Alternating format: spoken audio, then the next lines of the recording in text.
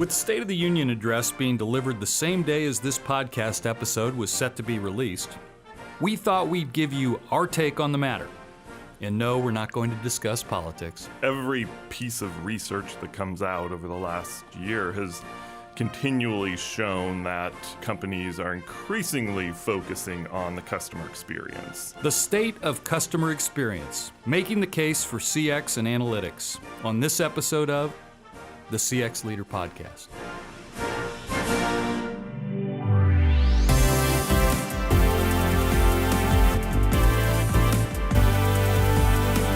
The CX Leader Podcast with Steve Walker is produced by Walker, a business consulting firm that helps our clients unlock the potential of their customer experiences by placing the customer at the heart of all their business decisions.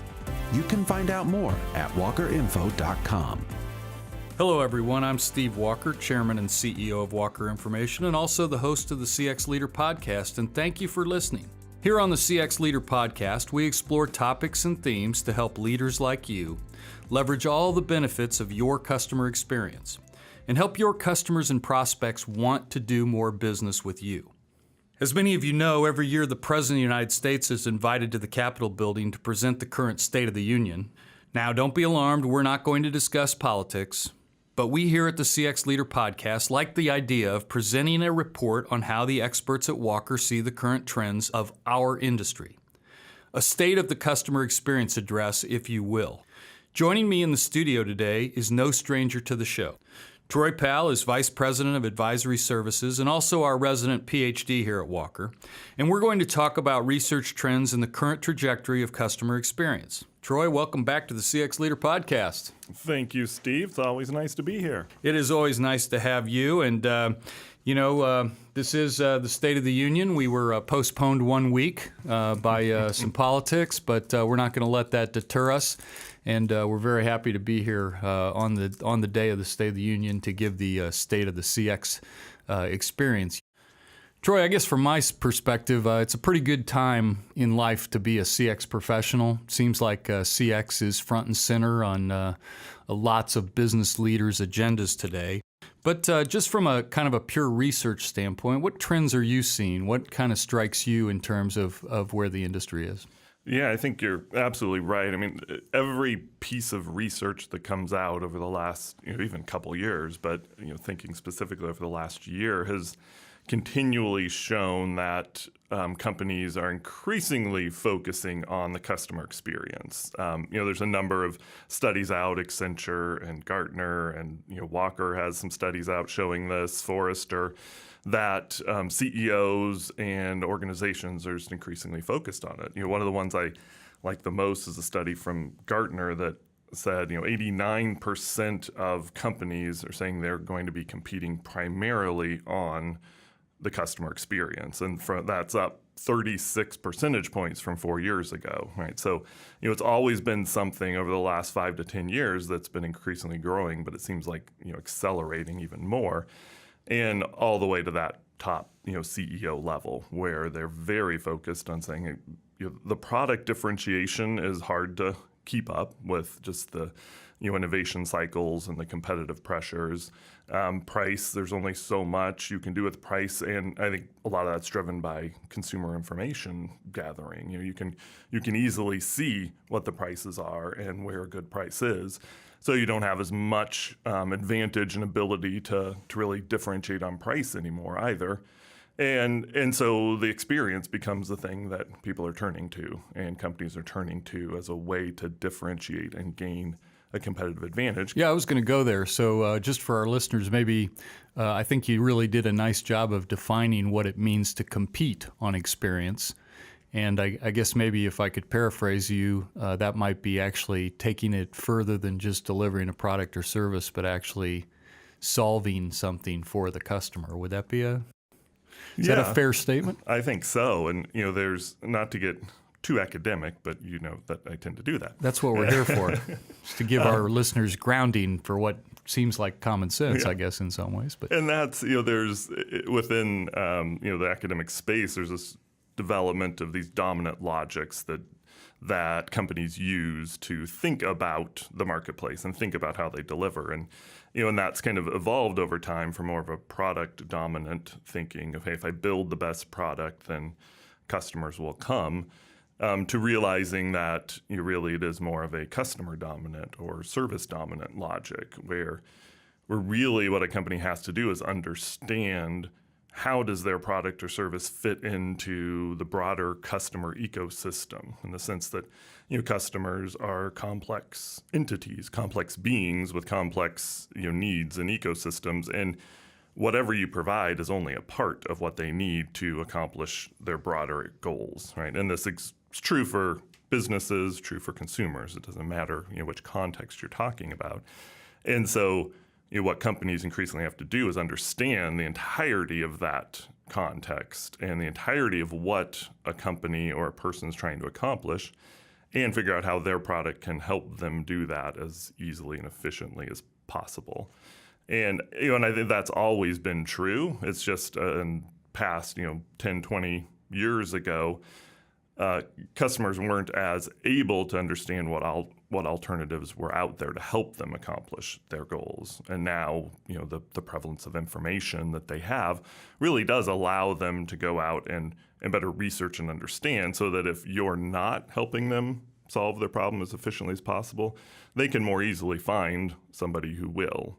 And I think that's been the differentiator over time, and that's why this customer experience is becoming so important.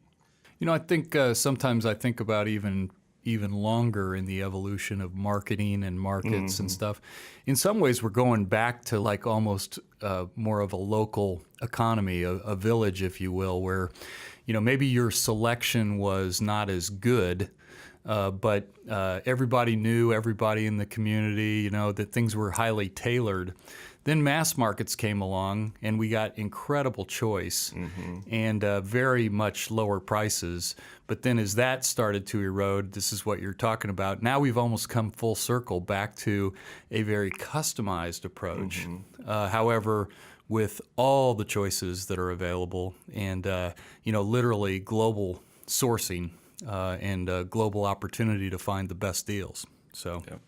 Yeah, no, I agree, and I think you can look back, even through the beginning of that mass market, and really see that what was going on was making the Model T so popular was that it was filling kind of a gap, right? Yeah. That was there, a market, a need, but also nobody had the ability to go, so somebody in Chicago, they didn't have the ability to go and see what was being produced in Europe to say, hey, might be a better option. I can't remember there was another European car at the time that was probably much better than the Model T and would have fit better, but nobody in Chicago was able to know that. Right? And from the business standpoint, the ability to compete on that means that there are abilities to get margin and price premiums for providing really excellent experiences. Yeah. And the research, I think, has been pretty clear that those things do occur, right? When you create a better experience, when you solve a bigger problem, you're going to get paid better for that. Yeah, and I think the one piece that is also interesting in this is we sometimes think, okay, well, let's always provide this white glove service and charge the massive premium for it, but you can't always get away with that. It's figuring out where is the better service going to be valued, and how can we deliver that efficiently? I mean, there's companies all the time that say, hey, we're going to provide the best service, and they go out of business in no time flat because they're not also managing the efficiency, the cost effectiveness side of things. Right? So it is still a mixture of the two. It's how do we build the entire system and supply chain around the fact that we're going to deliver a premium of service in certain areas that people want. I guess there's the other side of it too. Just listening to you talk, if you think like about Southwest Airlines, they have provided a differentiated experience, albeit it may not be the best, but it is something that people value. And as they've demonstrated, they've been able to create a successful business out of that. Yeah, and at a obviously a cheaper price and. Initially, now they're a bit more on par, but they're not more expensive in most cases. They've been able to build the right way of delivering an experience, understanding what that is. And for airline, a lot of it is price. And not charging for bags and not charging fees to change your flight. And they've been able to do that because they built so much efficiency into their process, into their systems that allowed them to have that margin to deliver an experience and not have to charge more. Well, I think we've done a good job of sort of setting the table here. Now let's go a little more into the analytics, because I know a lot of our listeners, they really are intrigued by the science of all this. So, just generally, what is the thing about the analytics? Why do people talk so much about that in the CX world? Yeah, I think you do hear about it all the time and have for a while. The idea of not just analytics, but predictive analytics. Now we're getting AI, artificial intelligence, all of this, and I really see at the heart of it beneficial analytics within CX and really within business, but that holds within CX especially, is driven towards better decision making. So what you're seeing with a lot of the development in analytics, both from a tool standpoint and from a usage standpoint, is how do we better use the data we have to inform decision points? And that's the part that CX, I think, brings in better than a lot of other disciplines, is this idea of not just what's going to be the most efficient way of doing something, but what's going to meet the customer needs within this decision, right? So you can balance those two things. So when you talk about more advanced analytics, getting into the predictive, into artificial intelligence, ultimately it's about how can we provide insights that make those decisions faster, that helps make those decisions more accurately, or make those decisions apply over a broader set of customers. That's ultimately what we do with better and more advanced analytics, is we just expand the impact. So we're kind of getting into where I wanted to go with this, and that's kind of the merging of the operational and the experience data, which is something that we talk a lot about at Walker today, and I think is really cutting edge in the industry. So just from an experience standpoint, you said that companies sort of need to have these systems to collect this information, and then they also need to be able to operationalize that. So what would an integrated listening system look like? Yeah, I think this is another big shift we've seen in CX over the last 5 years or so, I would say, is you're moving from a focus of having more monolithic, singular kind of listening posts, right? The massive relationship survey in our parlance, right, of saying, hey, let's one time a year, let's do it once or twice a year, and let's ask it's like 80 questions. Your physical exam. Yeah, exactly. And saying, all right, that's all right, we've got enough information there. One, customers don't like putting up with that as much anymore. Two, it's not providing ongoing information. And three, no matter how many questions we put in those, there is still always this desire for more information. Like, well, what does that mean? Or why are they saying that?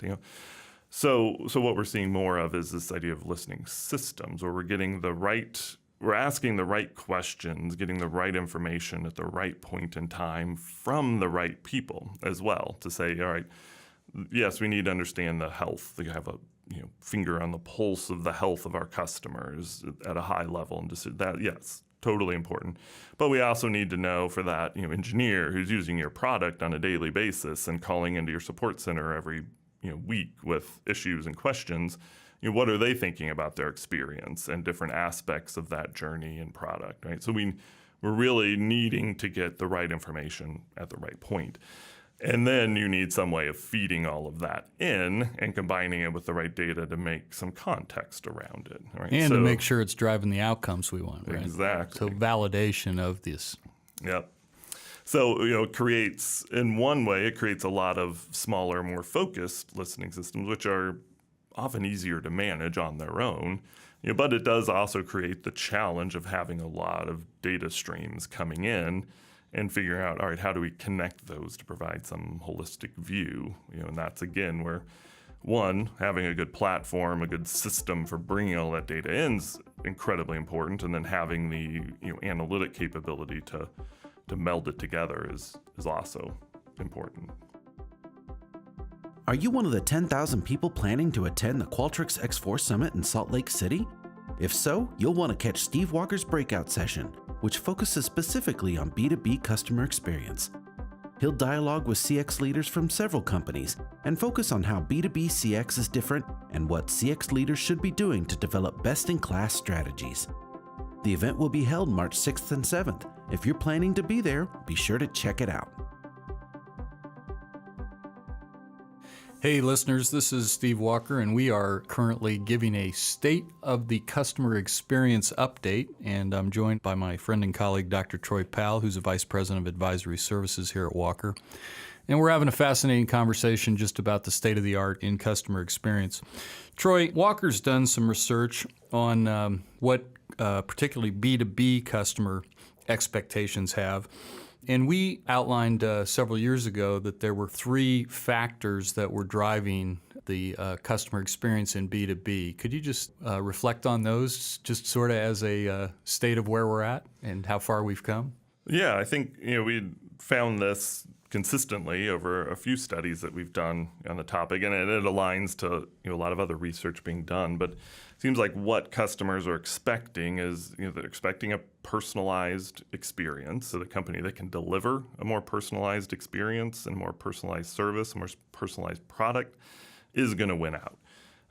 They're also looking for something that's easy, right? And this again is not out of just laziness or out of the fact that, hey, I want somebody to do everything for me, but it's from the complexity of the world to say, hey, if somebody's going to make it easier for me to accomplish this part of the need that I have, then obviously I'm going to go for that, because there's always more stuff on the to-do list than we can ever accomplish, and there always has been, right? And then the other thing is speed, right? And it kind of a little bit, to me, this idea of ease and speed can go hand in hand, but they don't always have to. They always want it to be faster, and so whatever you can do to make that a speedier interaction and get them to their goal faster is going to be appreciated. And just a little take-home value for our listeners. What are some tips that you'd have about how do you make this this customer centricity more relevant or more prominent, more pervasive in your organization? Yeah, I think at a high level, those companies that really do it well have some dynamic capabilities, and that they don't get fixated on structure as much. So again, structure is important, efficiency is important.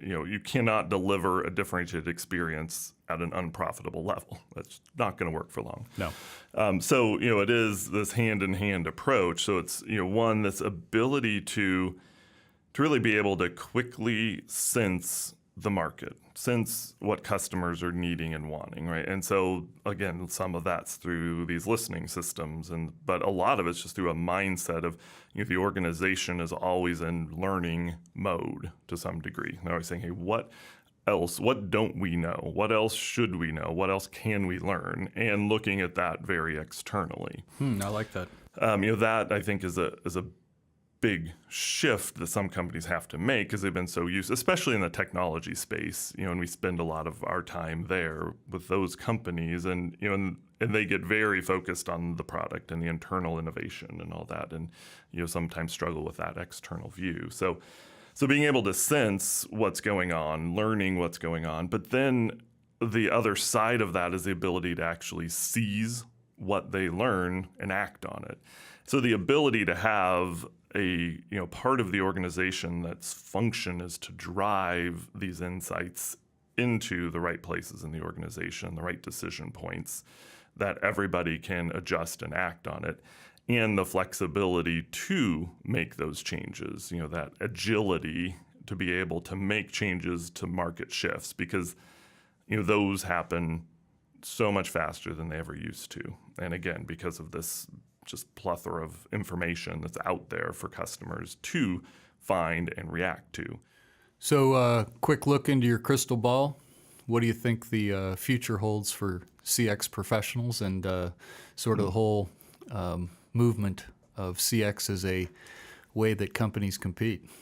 Well, so I think it's going to continue to grow. And I think really over the next, who knows, 2 years, maybe 5 years, I think what you're going to see is that CX is going to become so much the part of just how business is done that it almost goes away, in the sense that right now we have chief customer officers and we have CX groups, and I think at some point, if the CEO is saying, hey, this is how we do business, right? We provide a differentiated customer experience. Or the CEO is now your chief customer officer. Like, do you really need somebody who's doing that? Because everybody's focused on it. You don't need somebody at the C-level that's reminding them to think about the customer.